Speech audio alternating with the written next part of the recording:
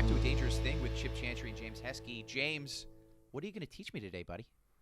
Chip, I want to talk to you about possibly the largest cartel in Central and South America. Oh. Yeah. Known by locals as El Pulpo.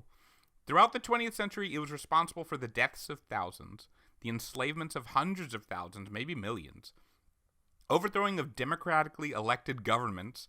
They were involved in labor, business, and government in dozens of countries. And Chip, here's the worst part. It was based right here in the United States of America. Oh, my God. Of course, I am talking about Chiquita bananas. The Chiquita Banana Cartel. Yes. Well, I'm exaggerating a little bit. It was also dull. I'm not joking. All of this is real. Here's the quick rundown. Before the Panama Canal, an American businessman named Minor Keith started building a railroad across Costa Rica. The railroad business, not so great. But what did go well was they were buying land on either side of the railroad, growing these banana trees and that was the business. They were feeding their workers, and then they actually had more bananas. And they're like, let's send that up to the U.S. Sure. Because Minor Keith also had a steamboat line from Peru to New Orleans. He merged with the Boston Fruit Company, which was selling the fruit, so now he had the whole operation. And he started the United Fruit Company, which would later become Chiquita Bananas. United Fruit Company, also what my grandfather called my high school theater club. So now, Minor Keith, he owns the produce, the shipping, and he's selling it, the distribution on the other end. Only problem is no one in the U.S. knows what a banana is. So he starts paying off doctors and like cookbooks and chefs to basically just say like, hey, this is a superfood. You need to start eating it. You ever wonder why bananas are just on top of and randomly in things? There's like banana bread, or like just let's cut up bananas and put it on cereal.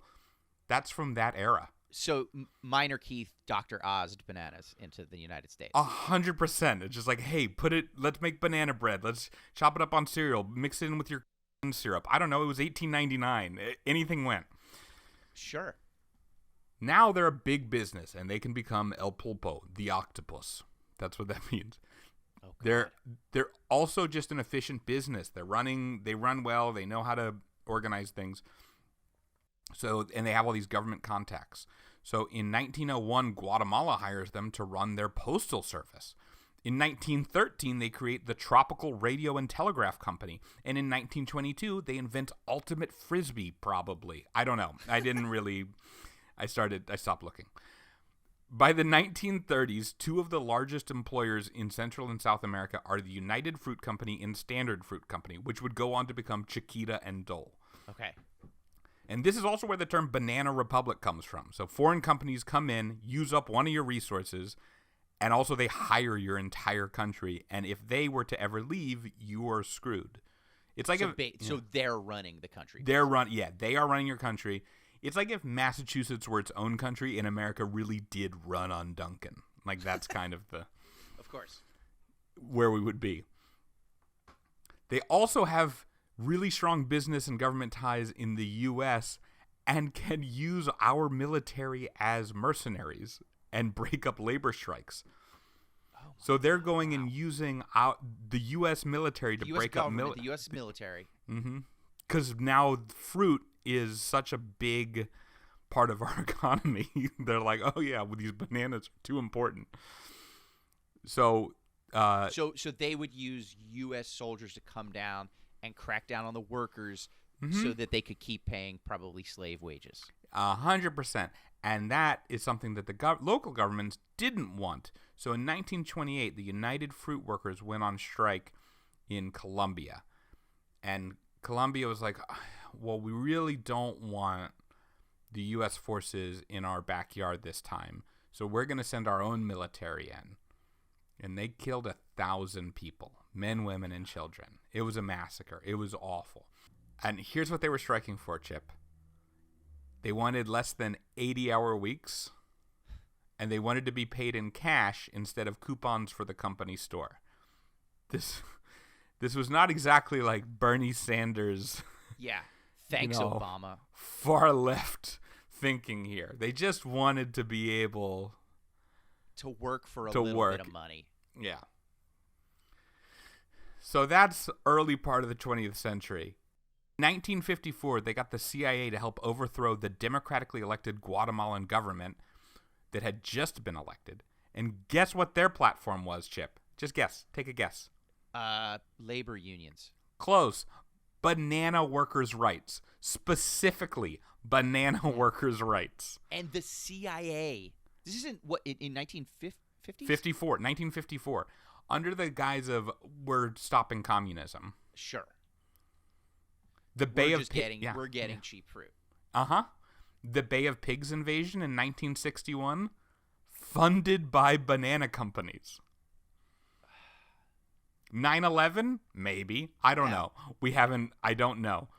In 1975, the CEO of Chiquita fucking Bananas commits suicide by jumping out of his 44th floor window in New York after he's caught bribing the Honduran president. Oh my God. Because now they had a bad crop, or maybe a series of bad crops, and things weren't going well, and he just needed to try to get the company back on their feet. But they're still just doing all of this really shady business, and this is in the late 70s. But thankfully, Chip, that's it. Wait, hang on, one more thing. They also had to pay $25 million in restitution in Colombia for aiding and abetting a terrorist organization after using the United Self-Defense Forces to union bust. Chip, that was in 2007. We were doing stand-up then, James. That wasn't that long ago. Yeah, that was a post 9/11 world. That was like Obama 30 Rock was on the air, I believe. Obama was running for president. He would like announce that he was running. And Chiquita Banana had to pay $25 million. Yeah. For aiding and abetting a terrorist organization. Mm-hmm. Yeah. Wow. They are one of the most, if not the most evil companies of all time, and there is no reason for us to believe they have changed their ways.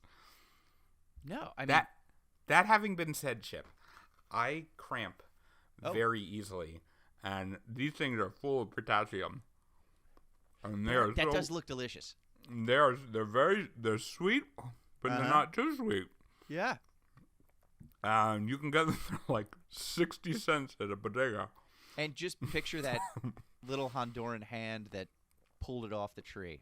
Oh, yeah. Barely getting paid in company store bucks. Chiquita bucks. I do have some Chiquita bucks that I do have to use that I got for Christmas that are about to expire. They're like Marlboro miles. Yeah. But somehow even more evil. Yeah. Just the world's most evil windbreaker you can get with it. So, anyway, eat up.